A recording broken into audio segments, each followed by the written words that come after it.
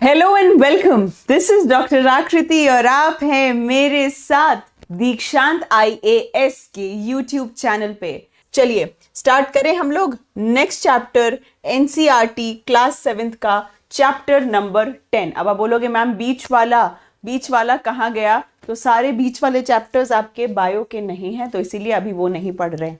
ठीक है, पहले बायो कंप्लीट कर रहे हैं। सो यहाँ पे हमारा चैप्टर नंबर 10 है रेस्पिरेशन इन ऑर्गेनिजम्स, यानी कि जीवों में श्वसन। चलो आ जाओ। सबसे पहला सवाल है कि हम सांस क्यों लेते हैं? Why do we respire? क्या ऐसी जरूरत आ पड़ी? हमें सांस लेने की, हमें सांस लेना पड़ रहा है।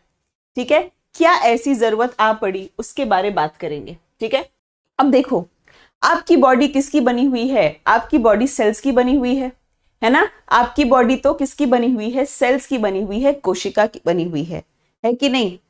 ये एक सेल है, मान लो ये एक कोशिका है। अब हर सेल को क्या चाहिए? एनर्जी चाहिए काम करने के लिए हर सेल, हर कोशिका को आपकी एनर्जी चाहिए। आपकी हार्ट की सेल्स हैं तो हार्ट को काम करने के लिए एनर्जी चाहिए। ठीक है, आपकी लंग्स की सेल्स हैं तो उनको काम करने के लिए एनर्जी चाहिए। अगर आप कुछ नहीं भी कर रहे हैं, सोते जा रहे हो, फिर भी आपको क्या चाहिए? एनर्जी चाहिए। ठीक है, फिर भी आपको एनर्जी की हमेशा जरूरत पड़ती है। ठीक है, अब आपको एनर्जी मिलती कैसे है? आप बोलते हो मैम खाने से एनर्जी मिलती है। सिर्फ खाने से नहीं एनर्जी मिलती। ठीक है, आप खाने में बहुत सारी चीजें खाते हो, पर मेन काम किसका है? मेन काम है आपके ग्लूकोज का। ठीक है, बहुत ध्यान से समझिएगा। मेन काम किसका है भाई? मेन काम ग्लूकोज का है। तो खाने से आपको ग्लूकोज तो मिला। ठीक है, सब सहमत है मेरी बात से कि खाने से आपको ग्लूकोज मिलेगा, वो ग्लूकोज आपके सेल तक जाएगा। ठीक है, अब इस ग्लूकोज को तोड़ने के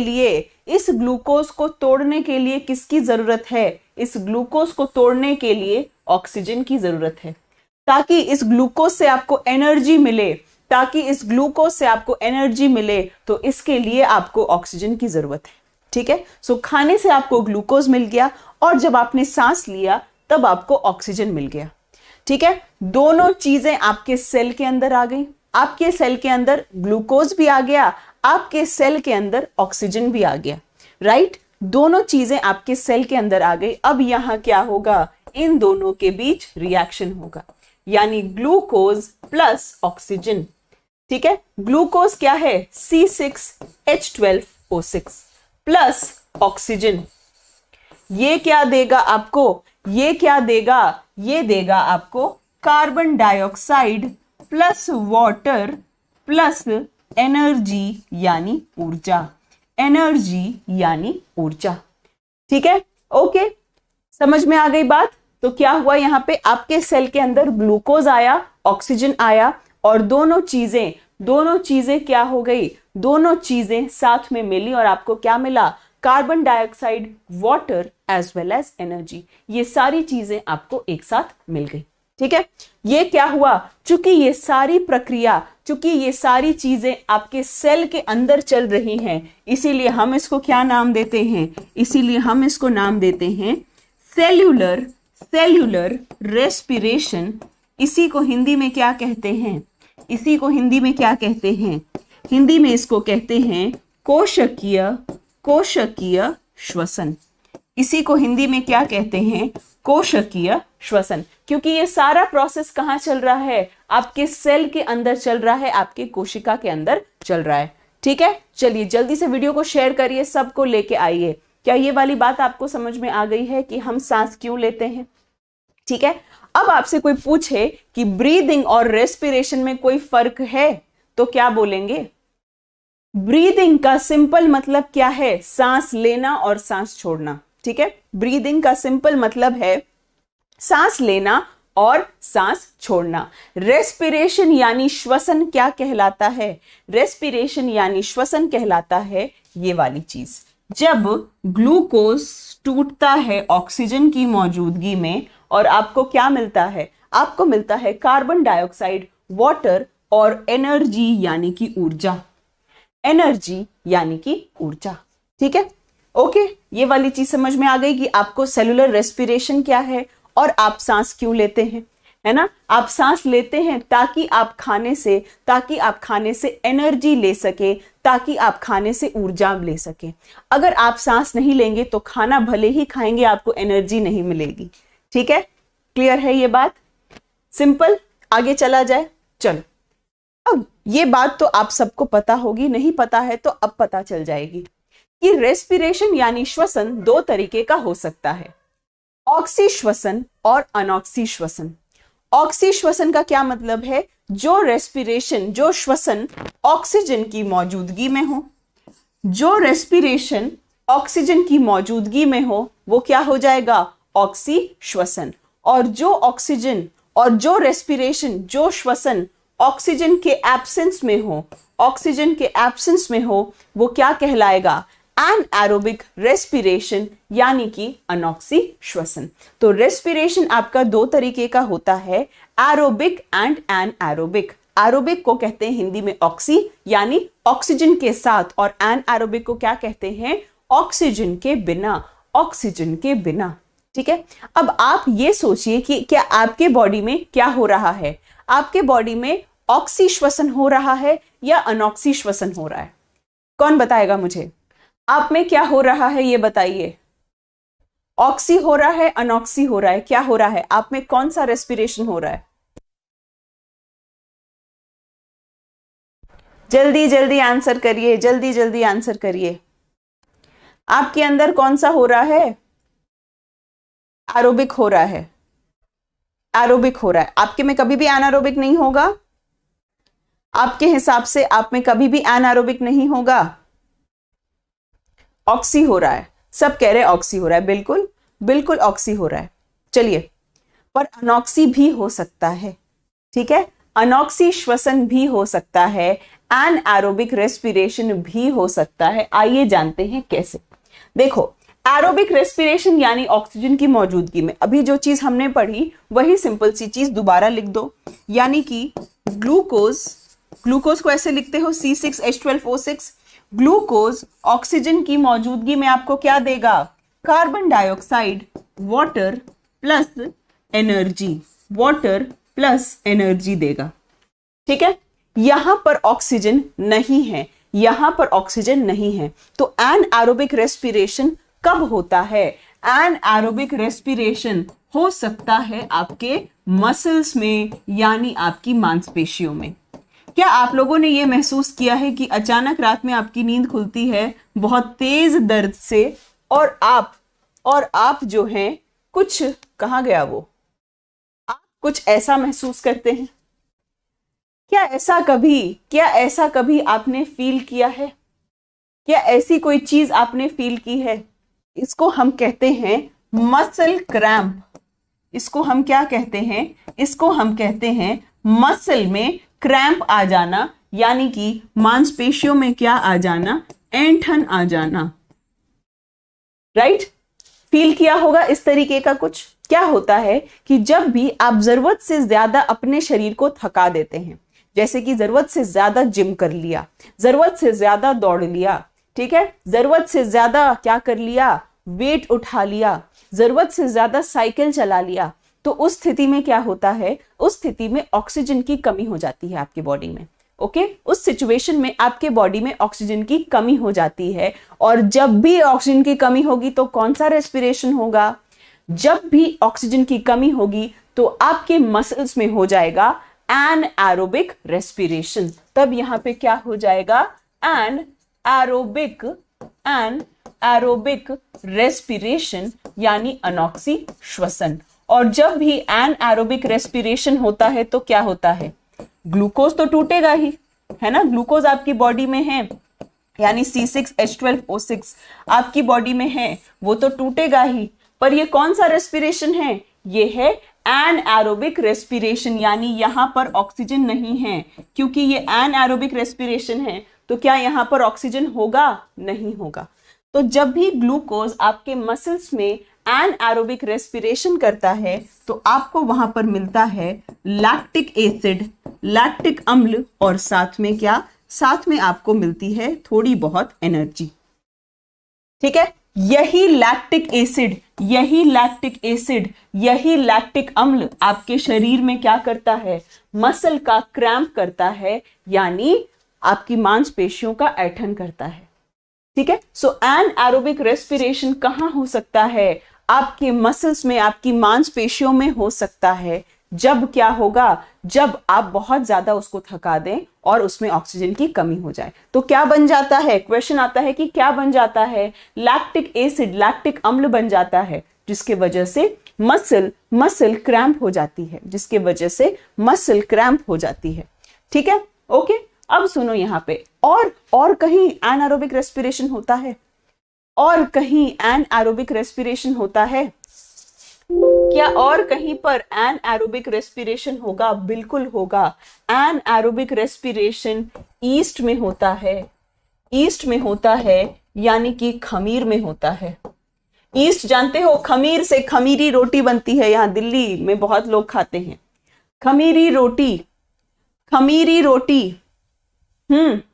खमीरी रोटी जो है, ठीक है, खमीरी रोटी क्या होगा, इसमें भी एनाएरोबिक रेस्पिरेशन होगा, इसमें भी क्या होगा, एनाएरोबिक रेस्पिरेशन होगा यहां पर भी। तो यहां पे क्या होता है, जब भी ईस्ट में एनाएरोबिक रेस्पिरेशन होता है तो ग्लूकोज किस में टूटेगा, ग्लूकोज के पास तो अभी भी ऑक्सीजन नहीं है ना, क्योंकि ईस्ट में भी क्या हो रहा है, ईस्ट यानी खमीर में भी क्या हो रहा है, एनाएरोबिक रेस्पिरेशन। ठीक है, यहां पर भी क्या हो रहा है, एनाएरोबिक रेस्पिरेशन, अनॉक्सी श्वसन। ये होगा तो क्या बनेगा, क्या बनेगा, ये बनेगा alcohol plus carbon dioxide plus energy.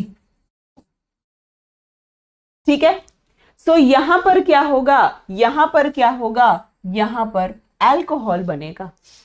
यही प्रक्रिया फर्मेंटेशन कहलाती है। आप सब में होता है एरोबिक रेस्पिरेशन, लेकिन दो स्थिति में क्या हो सकता है, एनाएरोबिक रेस्पिरेशन हो सकता है। कब, आपके मसल्स में, आपकी मांसपेशियों में, और दूसरा किस में हो सकता है, दूसरा हो सकता है ईस्ट में यानी कि खमीर में, ईस्ट में यानी कि खमीर में भी क्या हो सकता है, एनाएरोबिक रेस्पिरेशन हो सकता है। ठीक है, एनाएरोबिक रेस्पिरेशन हो सकता है किसमें, ईस्ट में यानी कि खमीर में। खमीरी रोटी खाई होगी, खमीरी रोटी नहीं खाई है तो भटूरे तो खाए होंगे। ठीक है, छोले भटूरे तो खाए होंगे। उसमें जो भटूरे आपके बनते हैं मस्त फूले फूले, वो क्यों बनते हैं, फर्मेंटेशन के वजह से बनते हैं। ठीक है, ओके, डन है भाई, डन है, आगे चले, यहां तक चीजें क्लियर हैं, जल्दी जल्दी बताइए। किसी भी नाजुक चीज को सुरक्षित रखने की जरूरत है, तो ये नाजुक से जो अपने लंग्स हैं, इसको सुरक्षित कौन रखते हैं, फेफड़े, कौन सुरक्षित रखते हैं, इसको सुरक्षित रखते हैं आपके रिब्स यानी कि आपकी पसलियां। ये जो हड्डियां आपको नजर आ रही हैं, ये जो आपको हड्डियां नजर आ रही हैं, है ना, ये क्या हैं, ये रिब्स होती हैं। ठीक है, ये जो हड्डियां हैं, ये सारी हड्डियां रिब्स कहलाती हैं। हिंदी में इनको पसलियां, हिंदी में इनको पसलियां कहा जाता है। ठीक है, हिंदी में इनको पसलियां कहा जाता है। और ये जो पसलियां हैं, यही आपके लंग्स को प्रोटेक्ट करती हैं, यही आपके लंग्स को बहुत बचा कर रखती हैं। ठीक है, ओके। अब देखिए, ये पूरी, हाँ ये पॉइंटर है ना, ये जो पूरी कैविटी है, ये जो पूरे, क्या हो रहा है, एक सेकेंड, ये जो पूरा एरिया है ना, ये जो पूरा एरिया है, ये वक्ष के नाम से जाना जाता है। चेस्ट कैविटी यानी वक्ष के नाम से जाना जाता है। ये जो पूरा क्षेत्र है, ये किसके नाम से जाना जाता है, हिंदी में इसको वक्ष कहते हैं, हिंदी में इसको वक्ष कहते हैं, और इंग्लिश में क्या कहते हैं, चेस्ट कहते हैं। इंग्लिश में क्या कहते हैं, चेस्ट कहते हैं, और हिंदी में वक्ष कहा जाता है। चलिए अब देखते हैं कि हवा जो है कैसे कैसे अंदर आती है। सबसे पहले आप नाक से सांस लेते हो, ठीक है, सबसे पहले आप नाक से सांस लेते हो, वो हवा यहां पर आएगी, जिसको आप नेजल चेंबर इंग्लिश में कहते हो, इंग्लिश में कहते हो नेजल चेंबर, हिंदी में कहते हो नासा गुहा। आपके नेजल चेंबर में आपने महसूस किया होगा छोटे छोटे बाल लगे होते हैं, आपके नेजल चेंबर में, आपके नाक के अंदर बहुत छोटे छोटे बाल लगे रहते हैं। ठीक है, इनका काम क्या है? इनका काम क्या है कि बाहर से आने वाले जितने भी धूल कण हैं, जितने भी डस्ट है, उस डस्ट को यहीं पर फंसा ले, उस डस्ट को यहीं पर फंसा ले, ताकि वो डस्ट आपके लंग्स तक, आपके फेफड़ों तक ना जाए। ठीक है, इसीलिए क्या है, इसीलिए आपके नाक के अंदर क्या है, छोटे छोटे बाल मौजूद हैं, ताकि सारे डस्ट पार्टिकल्स वहीं पर अटक जाएं। क्या आपने महसूस किया जब आप बहुत ज्यादा डस्ट में जाते हैं, धूल में जाते हैं, तो आपको छींक आती है? वो छींक क्यों आती है? क्योंकि डस्ट पार्टिकल आपके नाक के बाल के, नाक में छोटे छोटे जो बाल हैं उनको क्या कहा जाता है? नाक के अंदर जो छोटे छोटे बाल हैं उनको कहा जाता है सीलिया। उनको क्या कहा जाता है? सीलिया।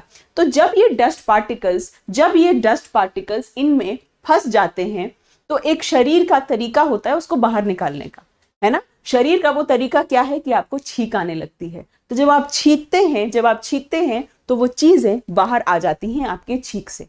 ठीक है, यही रीजन है कि आपको धूल में जाने से बहुत ज्यादा छींक आने लगती है। ठीक है, ओके, चलिए आगे चले हम लोग। तो अब वापस से आते हैं अपने यहाँ पे। सो नेजल चेंबर में हवा आई, उसके बाद ये हवा नीचे आनी शुरू हो जाती है। ठीक है, उसके बाद ये हवा नीचे आनी शुरू हो जाती है। ठीक है, आपको मैंने कल एक एनिमेशन दिखाया था और आपको बताया था कि जब आप खाना खाते हो तो खाना कभी भी आपकी वायु नली में नहीं जाता। ठीक है, खाना कभी भी आपकी वायु नली में नहीं जाता। खाना कहाँ जाता है? खाना आपके खाने की नली में जाता है। ठीक है, पर हवा, अभी नाक से सांस ले रहे हो तो हवा कहाँ जाएगी? हवा तो आपकी वायु नली में ही जाएगी ना, राइट? सो हवा जो है आपके श्वसन नली, आपके वायु नली यानी आपके ट्रैकिया में जाएगी। वायु नली को इंग्लिश में क्या कहते हैं? ट्रैकिया कहते हैं। ठीक है, वायु नली को इंग्लिश में क्या कहते हैं? ट्रैकिया कहते हैं। और धीरे धीरे ये आपके फेफड़े, ये जो आप देख रहे हैं ये आपके फेफड़े हैं, ये लंग्स है। सो यहां से ये आपके फेफड़ों तक चली जाती है। ओके, समझ में आ गई बात? तो ये क्या है? ये पूरा आपको बता रहा है कि आपके श्वसन तंत्र में कौन सी अलग अलग चीजें हैं, कौन सी अलग अलग चीजें हैं। ठीक है, क्लियर हो गई ये वाली बात? आगे चलेंगे। अब यहां पे बताया गया है, ये आप देख रहे हैं, ये जो चीज, ये क्या है? अभी आपको बताया, ये आपकी सारी पसलियां हैं, है ना? ये आपकी सारी पसलियां हैं और ये किसको सुरक्षित रखती हैं? ये आपके रिब्स को सुरक्षित रखती हैं। ठीक है, ये आपके रिब्स को क्या रखती हैं? सुरक्षित रखती हैं। बहुत सही तरीके से। अब देखो यहां पर क्या होता है। सबसे पहले जब आप सांस लेते हैं, ठीक है, जब आप सांस लेते हैं तब उस स्थिति में क्या होता है? आपको साइंस के 2 रूल्स पता होंगे, नहीं पता है तो आज जान लीजिए। ठीक है, 2 रूल्स क्या होते हैं? पहला रूल होता है कि प्रेशर और वॉल्यूम में उल्टा रिलेशन होता है। क्या आपको यह बात पता है? नहीं पता है तो जान लीजिए। प्रेशर और वॉल्यूम में इनवर्स रिलेशन होता है, यानी कि जब प्रेशर बढ़ता है तो वॉल्यूम कम हो जाता है और जब वॉल्यूम बढ़ता है तो प्रेशर कम हो जाता है। दोनों के बीच क्या है? दोनों के बीच इनवर्स रिलेशन है, यानी कि उल्टा रिश्ता है। ठीक है, एक ये वाली बात हो गई, इसको बॉयल्स लॉ कहा जाता है। नहीं है ना? नहीं पता तो कोई बात नहीं, इतना याद रखिए कि प्रेशर और वॉल्यूम के बीच उल्टा रिलेशन है। ठीक है, दूसरी चीज जो आपको पता होनी चाहिए वो ये है कि गैस हमेशा कैसे जाती है? गैस हमेशा कैसी जाती है? गैस हमेशा जाती है हाई प्रेशर से लो प्रेशर। ठीक है, गैस हमेशा कैसी जाती है? हाई प्रेशर से लो प्रेशर में जाती है। ये बात भी सबको पता है ना? ज्यादा दबाव वाले क्षेत्र से कम दबाव वाले क्षेत्र में गैस जाती है। ठीक है, अब यहां पे पहले पे आ जाइए। यहां पे आपको दिखाया जा रहा है कि क्या चेस्ट कैविटी की हालत होती है जब आप सांस लेते हैं। जब आप सांस अंदर लेते हैं तब क्या होता है? ठीक है, जब आप सांस अंदर लेते हैं तो वो कहलाता है हिंदी में अंतः श्वसन और इंग्लिश में कहलाता है इनहलेशन। इनहलेशन, जब आप सांस अंदर लेते हैं तो वो प्रोसेस क्या कहलाता है? इंग्लिश में इनहलेशन कहलाता है और हिंदी में क्या कहलाता है? अंतः श्वसन के नाम से जाना जाता है। अब देखो यहां पे क्या होगा। आप देख रहे हो कि जब आप सांस लेते हो तो आपके लंग्स के अंदर हवा जा रही है ना, लंग्स के अंदर हवा जा रही है। अभी मैंने आपको नियम क्या बताया कि air always moves from high pressure to low pressure. हवा हमेशा क्या करती है, ज्यादा दबाव वाले क्षेत्र से कम दबाव वाले क्षेत्र में आती है। तो क्या मैं कह सकती हूं कि इसका मतलब ये है कि यहां पर हाई प्रेशर है और आपके लंग्स में लो प्रेशर है ना, तभी तो हवा बाहर से अंदर आ रही है, तो बाहर हाई प्रेशर है, आपके लंग्स में क्या है, आपके लंग्स में लो प्रेशर है। ठीक है, तो प्रेशर वाली बात समझ में आ गई। अब आप ये बताइए कि अगर यहाँ पे प्रेशर लो है तो वॉल्यूम क्या होना चाहिए, अगर यहाँ पे प्रेशर लो है तो वॉल्यूम ज्यादा होना चाहिए, क्योंकि प्रेशर और वॉल्यूम में उल्टा रिलेशन है ना। तो अगर प्रेशर लो है तो क्या होना चाहिए, लंग का वॉल्यूम बढ़ना चाहिए। लंग का वॉल्यूम कैसे बढ़ता है, ये जो डायफ्राम है ये नीचे की ओर आएगा, है ना, ये जो डायफ्राम है ये नीचे की ओर आएगा और इधर जो मसल्स होंगी ये ऊपर की तरफ जाएंगी। जब ऐसा होता है तो लंग का वॉल्यूम बढ़ गया, है ना, लंग का वॉल्यूम बढ़ गया। अगर वॉल्यूम बढ़ गया तो प्रेशर क्या होगा, उल्टा रिलेशन, प्रेशर कम हो जाएगा। ठीक है, तो हवा जाएगी high pressure to low pressure. समझ में आ गई बात। अब उल्टा चलो, जब आप सांस छोड़ते हो तो वो कहलाता है एक्सहलेशन, और हिंदी में क्या कहते हैं, उच्च श्वसन। ठीक है, यहां पे क्या होगा, आप सांस बाहर छोड़ रहे हो, यानी यहां पर हाई प्रेशर होगा और बाहर क्या होगा, लो प्रेशर, क्योंकि गैस हमेशा हाई प्रेशर से लो प्रेशर जाती है। गैस हमेशा क्या करती है, हाई प्रेशर से लो प्रेशर जाती है। यहां पे प्रेशर हाई है, बाहर प्रेशर लो है। अगर प्रेशर हाई है तो क्या होगा, अगर प्रेशर हाई है तो वॉल्यूम कम होगा, है ना। यहाँ पे प्रेशर हाई है, प्रेशर और वॉल्यूम में उल्टा रिश्ता है। प्रेशर अगर ज्यादा है तो वॉल्यूम कम हो जाएगा। तो वॉल्यूम कम करने के लिए डायफ्राम ऊपर की तरफ और ये मसल्स इधर, है ना, यानी ये क्या कर रहे हैं, ये आपके लंग का वॉल्यूम कम कर रहे हैं, है ना, ये आपके लंग का वॉल्यूम कम कर रहे हैं। अगर लंग का वॉल्यूम कम हो जाएगा, आयतन गौतम मंडा, अगर लंग का वॉल्यूम कम हो जाएगा तो जाहिर सी बात है प्रेशर बढ़ जाएगा, है ना, जाहिर सी बात है क्या होगा, प्रेशर बढ़ जाएगा। ठीक है, क्या इतनी सी बात समझ में आई है, यहां तक क्लियर है। चलिए आगे चलते हैं, आगे चला जाए, ये आपको चीज बता दी मैंने।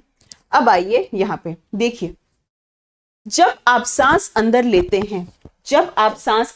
हैं, आपको इतना तो पता है कि आपके वातावरण में लगभग 20 से 21% ऑक्सीजन मौजूद है। ठीक है, लगभग 20 से 21% ऑक्सीजन मौजूद है और कार्बन डाइऑक्साइड बहुत कम है, 0.04%। ठीक है, अगर ऑक्सीजन 21% है तो कार्बन डाइऑक्साइड बहुत ही ज्यादा कम है।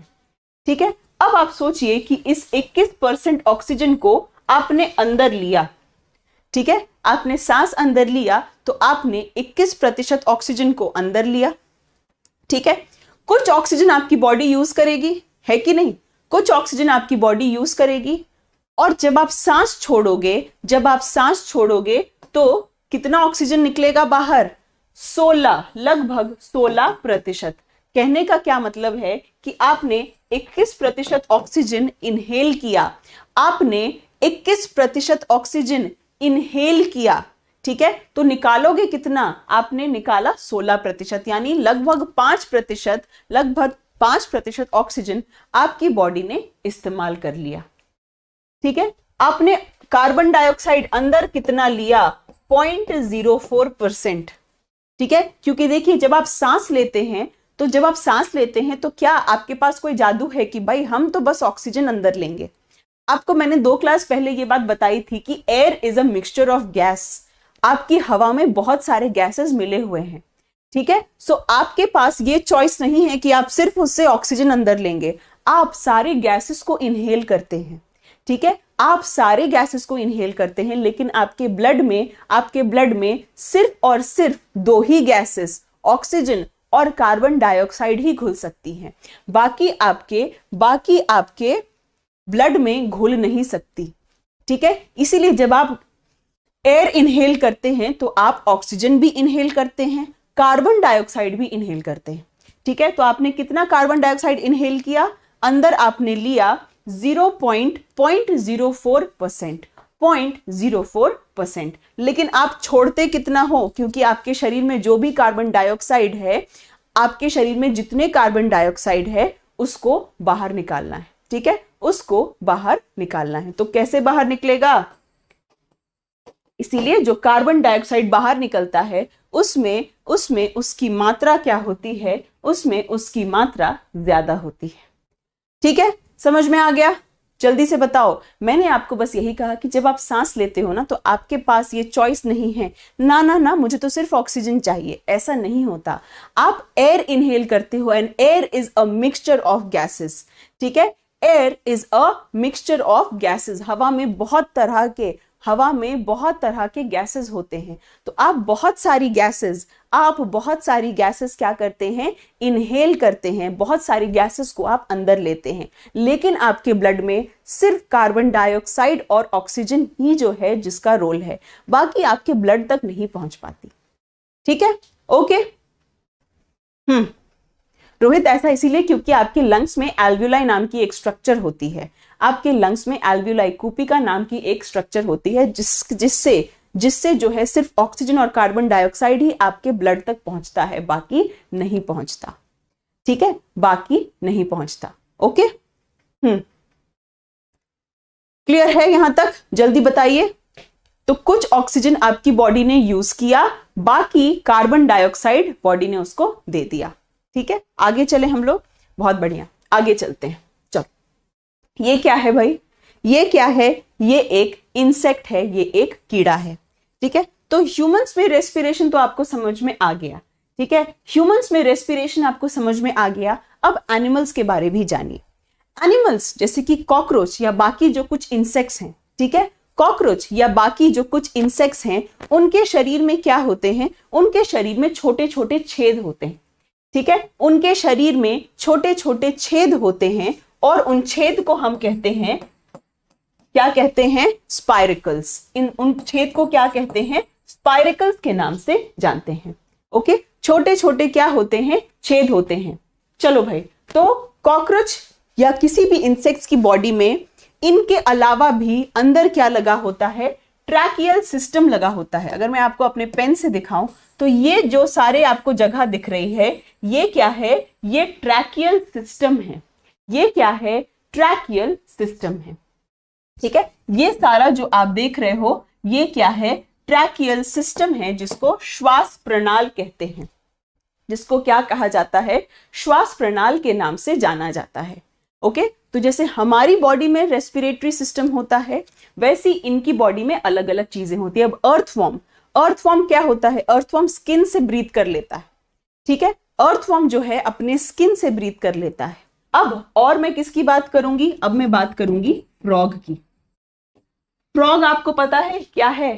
फ्रॉग पता है आपको क्या है? फ्रॉग एक एम्फीबियन है, ठीक है। फ्रॉग एक एम्फीबियन है, फ्रॉग एक उभयचर है। एम्फीबियन किसको कहते हैं? जो पानी में भी रहता है और जमीन पे भी रहता है, ठीक है। उभयचर, एम्फीबियन यानी उभयचर। तो जो पानी में भी रहता है और जमीन पे भी रहता है, उसको हम क्या कहते हैं? एम्फीबियन के नाम से जानते हैं, ठीक है। अब फ्रॉग जो है वो कैसे कैसे अलग अलग तरह से सांस लेता है, ठीक है। फ्रॉग अलग अलग तरह से सांस लेता है। फ्रॉग जब धरती पर होता है तो उसके पास क्या होता है? लंग्स होती है, ठीक है। ऐसे वो अपनी स्किन से भी सांस ले सकता है, ठीक है। ऐसे वो अपने स्किन से भी सांस ले सकता है। ओके, तो फ्रॉग एम्फीबियन है, धरती पर भी रहता है, पानी में भी रहता है, तो अलग अलग तरीकों से ये सांस ले सकता है, ठीक है। क्लियर है यहाँ पे? तो बस इतनी सिंपल सी चीज थी और आज आपका ये वाला चैप्टर खत्म होता है, ठीक है। इतनी सिंपल आसान सा चैप्टर है। जल्दी बताइए, क्लियर हो गया कि नहीं? एक चीज आपको और बताना मैं भूल गई हूं, एक सेकेंड, यहां आपको बता दे। एक और चीज आपको बताना भूल गई, वो है आपका रेस्पिरेटरी रेट। रेस्पिरेटरी रेट क्या होता है, जिसको हिंदी में आप क्या कहते हो? श्वसन दर आप कहते हो, जिसको हिंदी में आप कहते हो श्वसन दर। तो रेस्पिरेटरी रेट या श्वसन दर आप किसको कहते हैं? ओके, तो रेस्पिरेटरी रेट या श्वसन दर है कि आप एक मिनट में कितनी बार सांस ले सकते हैं। नंबर ऑफ ब्रेथ यानी कि आप एक मिनट में कितनी बार सांस ले सकते हैं और सांस छोड़ सकते हैं। ठीक है, कई बार लोगों को कंफ्यूजन रहता है कि रेस्पिरेटरी रेट का ये तो मतलब नहीं है कि हमने कितनी बार सांस लिया। नहीं, सांस लेना और सांस छोड़ना ये एक ब्रेथ कहलाता है। ठीक है, सांस लेना और सांस छोड़ना ये एक ब्रेथ कहलाता है। ठीक है, ओके। तो रेस्पिरेटरी रेट आपका कितना है? 12 to 15 पर मिनट। अगर आप एक अडल्ट हैं तो आप एक मिनट में लगभग 12 से 15 बार सांस ले सकते हैं। एक मिनट में आप लगभग 12 से 15 बार आप सांस ले सकते हैं। ठीक है, ओके, क्लियर है? एक मिनट में आप लगभग 12 से 15 बार सांस ले सकते हैं। हार्ट रेट नहीं पूछा है, रेस्पिरेटरी रेट पूछा है। ठीक है, कभी 12 से 15 लिखते हैं, कभी उसको 16 से 20 लिखते हैं किसी बुक्स में, बट 12 से 15 ही आप मान के चलिए। ठीक है, आगे चले हम लोग। ओके, आगे चलिए। नेक्स्ट ये सारा एनिमेशन है। ये अगर आपने कल देखा होगा इस एनिमेशन में, कुछ एनिमेशंस दिखाना चाहूंगी। ये डायफ्राम मसल है और इसके ऊपर आपके 2 फेफड़े हैं। ये आपने देख लिया है। ये भी आपने डायफ्राम देख लिया होगा, है ना? ये भी आपने देख लिया होगा। ये क्या है? ये डायफ्राम है। ये सारी क्या है? आपकी पसलियां हैं। और इसी के अंदर क्या होते हैं? आपके लंग्स होते हैं, यानी कि आपके फेफड़े होते हैं। ठीक है, नाक के अंदर जब आप सांस लेते हो तो नाक के अंदर बहुत छोटे बाल होते हैं, है ना? जब आप सांस लेते हैं तो आपके नाक के अंदर क्या होते हैं? बहुत छोटे हेयर, बहुत छोटे बाल मौजूद होते हैं। ठीक है, चलिए देखिए, आपने सांस लिया तो क्या हुआ? लंग का वॉल्यूम बढ़ गया। जैसे ही आपने सांस अंदर लिया तो लंग का वॉल्यूम बढ़ गया। वॉल्यूम बढ़ेगा, इसका मतलब क्या है? प्रेशर कम हो गया, है ना? सांस लेने टाइम लंग का वॉल्यूम बढ़ गया और जब आप सांस छोड़ते हो तो लंग का वॉल्यूम कम हो गया। यस मुनीश, देखिए 15 to 18 आपकी ये वाली एनसीईआरटी कहती है। आप 11-12 की एनसीईआरटी देखेंगे तो वो 12 to 16 है, तो आप रेंज वही मान के चलो। बायो में कभी भी कोई वैल्यू फिक्स नहीं होती है, वो हमेशा एक रेंज की तरह से ली गई रहती है। ठीक है, क्योंकि 12th वगैरह की एनसीईआरटी 12 to 16 लिखती है, ये वाली एनसीईआरटी 15 से 18 लिखती है। तो आप रेंज कुछ भी मान के चल सकते हैं। आपको जो आपसे जो एग्जाम में पूछेंगे ना, वो इतने क्लोज वैल्यूज नहीं पूछेंगे। ठीक है, बायो में सब कुछ जो होता है वो क्या होता है? थोड़ा बहुत आगे पीछे होता है। ठीक है, तो 15 से 28 नहीं लिखना है, 12 से 16 या 15 से 18 इस तरीके से लिखना है। हमेशा एक रेंज होके आती है उसमें। ठीक है, चलिए बहुत बढ़िया, आगे चलिए। ये सारी चीजें हो चुकी हैं। अब हम आएंगे नेक्स्ट चैप्टर में, जंतु और पादप में परिवहन, transport in plants and animals. कौन सा चैप्टर है? चैप्टर नंबर 11, क्लास 7th का चैप्टर नंबर 11। ठीक है, ल्यूसेंट पे मत जाइए नंद यादव जी, कोई रीजन है कि आपको एनसीईआरटी पढ़ाई जा रही है ना? ल्यूसेंट पे मत जाइए। ओके, चलिए यहां पे देखिए, पादप और जंतु में परिवहन, transport in plants and animals, इनके बारे जानेंगे आज। ठीक है, चलो बहुत इंटरेस्टिंग है, मजा आएगा। ये क्या आपको दिख रहा है पीछे? ये बहुत ही कमाल सा एनिमेशन चल रहा है। ओके, सो यहां आपको क्या दिख रहा है? ये धड़कता हुआ दिल दिख रहा है। ओके, और क्या है? यही आपका मेजर पार्ट है आपके सर्कुलेटरी सिस्टम का, यानी परिसंचरण तंत्र का। ठीक है, अब ध्यान से सुनिए। अब यहां आपने एनिमेशन देख लिया, अब यहां पे ध्यान से सुनिए। Transport in plants and animals की बात की जा रही है कि ट्रांसपोर्ट कैसे होगा चीजों का, ठीक है, चीजों का ट्रांसपोर्ट, चीजों का परिवहन कैसे होगा, उनके बारे बात करेंगे, ठीक है, उनके बारे बात करेंगे। तो ट्रांसपोर्ट क्यों जरूरी है? अब तुमने खाना खाया, तुमको क्या मिली? तुमको एनर्जी मिली, ठीक है, तुमको क्या मिली? उससे एनर्जी मिली। तुमने सांस ली, सांस लिया, अब वो सांस, वो ऑक्सीजन तुम्हारे हर एक सेल तक पहुंचना चाहिए, है कि नहीं? तुमने जो भी खाया वो तुम्हारे हर एक सेल तक पहुंचना चाहिए। तो पहुंचाने का काम कौन करता है? पहुंचाने का काम करता है आपका सर्कुलेटरी सिस्टम, यानी परिसंचरण तंत्र, ठीक है। अब जैसे अगर आपको दिल्ली से मुंबई शिफ्ट करना हो, है ना, तो आप क्या करोगे? या तो ट्रेन से जाओगे, या फ्लाइट से जाओगे, या गाड़ी से जाओगे, बाय रोड जाओगे, है ना, कुछ ना कुछ आप इस्तेमाल करोगे जाने के लिए एक जगह से दूसरे जगह, ठीक है। तो अब यहां पर क्या इस्तेमाल होगा? यहां पे इस्तेमाल होंगे आपके ब्लड वेसल्स। ध्यान से सुनिए, यहां पे आ जाइए एक बार आप ब्लैंक स्लाइड पे आइए, मैं आपको समझाती हूं मैं कहना क्या चाह रही हूं। मैं यहां पे बस यही बात कहना चाह रही हूं कि सर्कुलेटरी सिस्टम यानी परिसंचरण तंत्र में सबसे पहले मेन चीज आती है आपकी ब्लड, यानी आपका रक्त। सबसे पहले मेन चीज क्या आता है? आपका ब्लड, यानी आपका रक्त।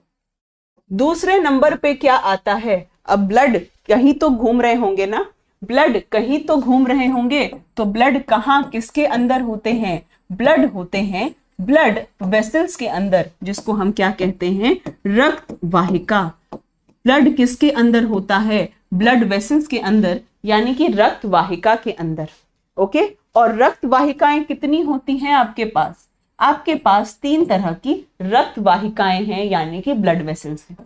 पहली कौन सी है? आर्टरी, जिसको हिंदी में आप कहते हो धमनी। दूसरी कौन सी है? दूसरी कौन सी है? वेन, जिसको हिंदी में आप कहते हो शीरा। और तीसरी कौन सी है? तीसरी है कैपिलरी, जिसको हिंदी में आप क्या कहते हो? केशिका कहते हो, ठीक है। तो ये 3 आपकी ब्लड वेसल्स हैं, ये 3 आपकी ब्लड वेसल्स हैं, यानी इन्हीं तीनों के अंदर आपका ब्लड होगा। और तीसरी चीज क्या है? तीसरी चीज क्या है? तीसरी चीज है आपका हृदय, यानी आपका हार्ट, जो मेन ब्लड पंप करने का काम करता है, जो मेन ब्लड पंप करने का काम करता है। तो ये तीनों चीजें मिलकर क्या बनाती हैं? आपका सर्कुलेटरी सिस्टम बनाती है। ये तीनों चीजें मिलकर आपका सर्कुलेटरी सिस्टम बनाती हैं, ठीक है। अब एक एक करके हमें इनके बारे पढ़ना है, पर उतना ही पढ़ना है जितना यहां पर दिया हुआ है, ठीक है। सबसे पहली बात हम लोग करेंगे किसके बारे? ब्लड के बारे। सबसे पहले बात हम लोग करेंगे ब्लड के बारे, कि ब्लड में क्या क्या चीजें हैं। तो ब्लड की अगर हम लोग बात करें, ब्लड की बात करें, ठीक है, तो ब्लड में सबसे पहले क्या क्या चीजें होती हैं? ब्लड में क्या क्या चीजें होंगी? ब्लड का 55% हिस्सा क्या कहलाता है? प्लाज्मा के नाम से जाना जाता है, ठीक है। ब्लड का 55% हिस्सा प्लाज्मा के नाम से जाना जाता है। अब इसी प्लाज्मा में क्या होते हैं? इसी प्लाज्मा में कुछ प्रोटीन्स होती हैं, ठीक है। इसी प्लाज्मा में क्या होते हैं? कुछ प्रोटीन्स होते हैं जो ब्लड क्लॉटिंग में मदद करते हैं। ब्लड क्लॉटिंग का क्या मतलब है? अगर आपको चोट लगे, है ना, अगर मान लो मुझे चोट लग जाए अभी क्लास आने से पहले, तो ऐसा तो नहीं होगा कि क्लास आऊंगी और ऐसे टप टप टप टप खून बहता रहेगा, ऐसा तो नहीं होता ना। थोड़ी देर के बाद खून अपने आप रुक जाता है, ठीक है। थोड़ी देर के बाद खून जो है वो अपने आप रुक जाता है, यानी रक्त का थक्का जम जाता है, राइट। रक्त का थक्का थोड़ी देर बाद अपने आप जम जाता है, ठीक है। तो उसमें प्लाज्मा के कुछ प्रोटीन्स मदद करते हैं, ठीक है। उसमें प्लाज्मा के कुछ प्रोटीन्स क्या करते हैं? मदद करते हैं, ठीक है।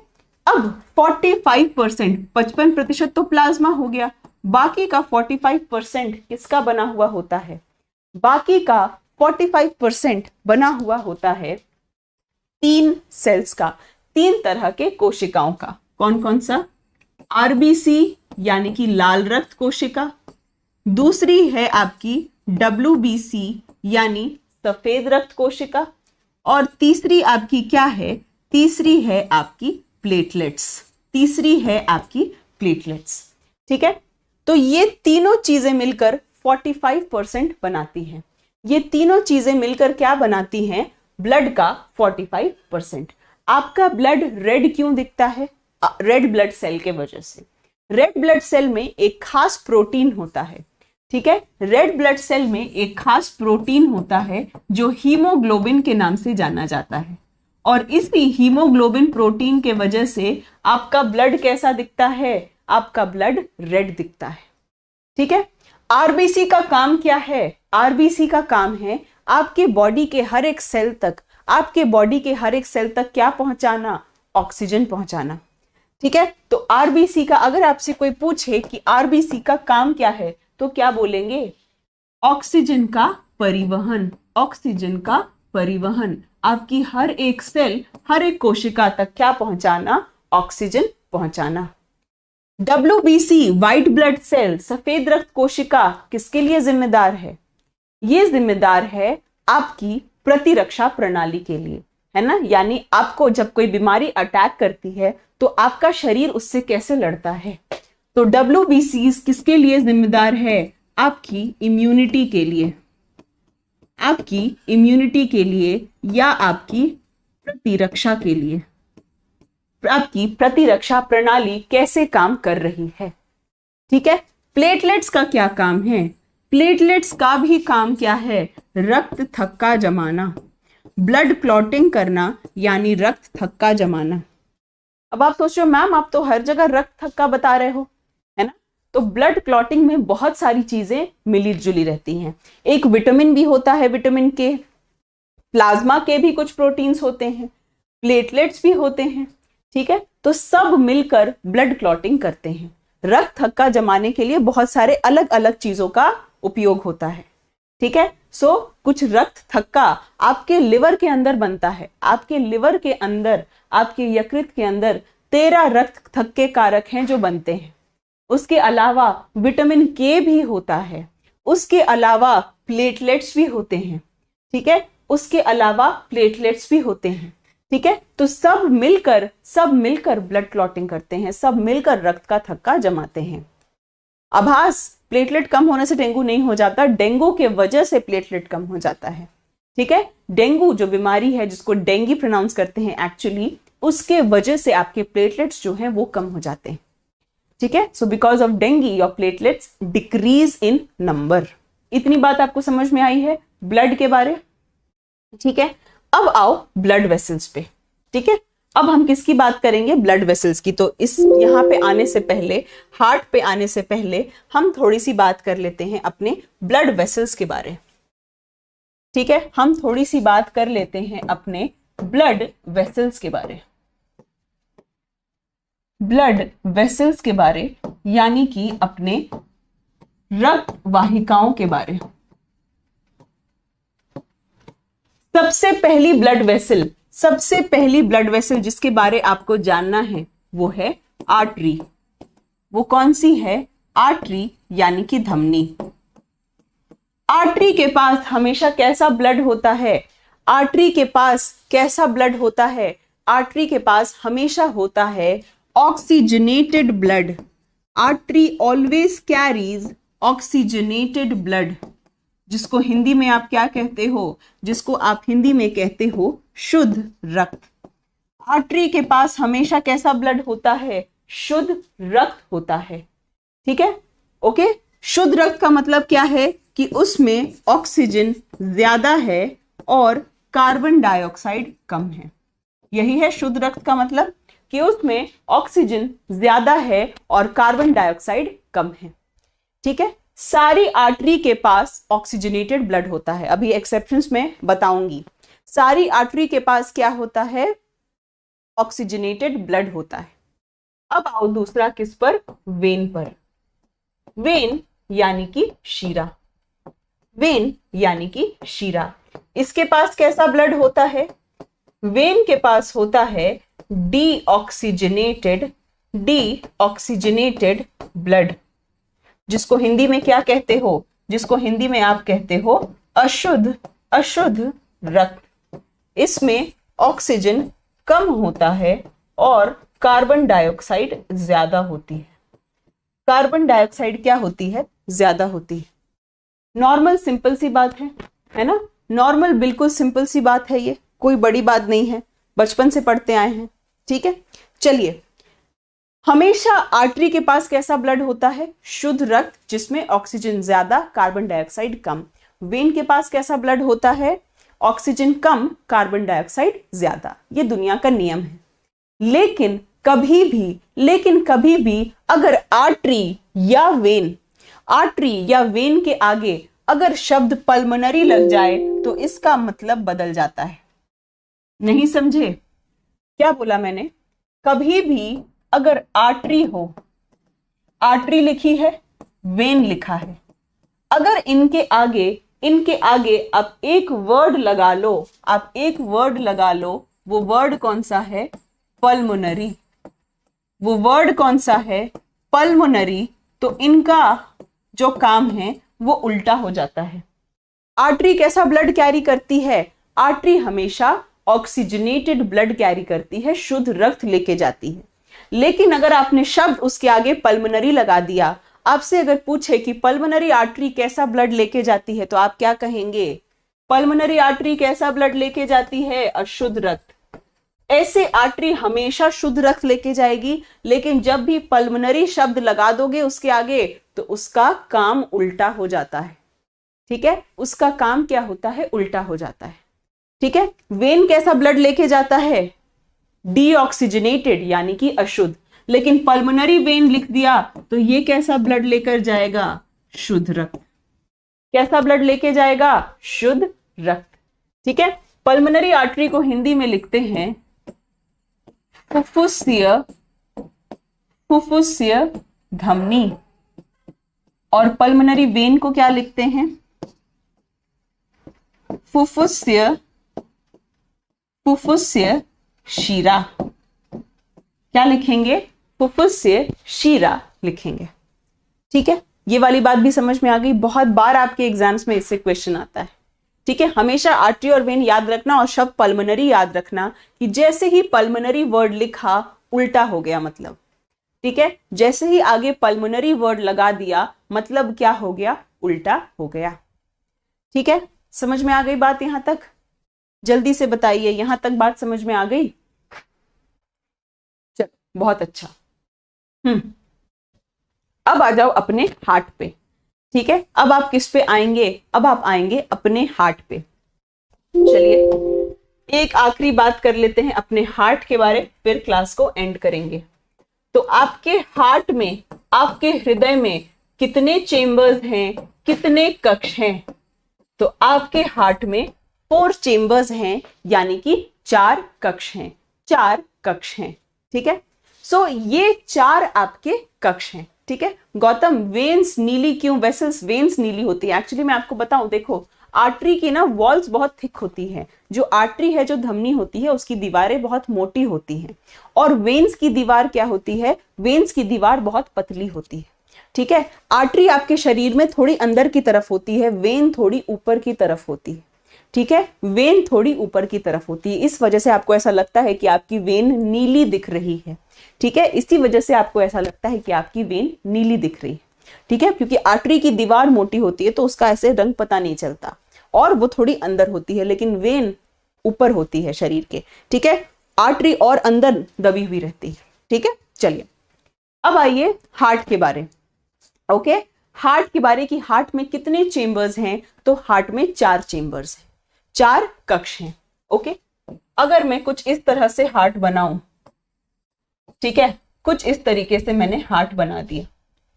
ठीक, तो ये हो गया हार्ट का राइट साइड और ये हो गया हार्ट का लेफ्ट साइड। जब भी आप बायोलॉजी पढ़ते हैं तो राइट और लेफ्ट आप हमेशा सामने वाले के हिसाब से बात करते हैं। ठीक है, यानी आप हमेशा मेरे हिसाब से बात करेंगे। मेरा दाहिना कौन सा है? मेरा दाहिना ये है, तो ये हार्ट का राइट साइड हो गया। मेरा बायां कौन सा है, ये, तो ये हार्ट का लेफ्ट साइड हो गया। ठीक है, हार्ट की टोटल 4 चेंबर्स हैं।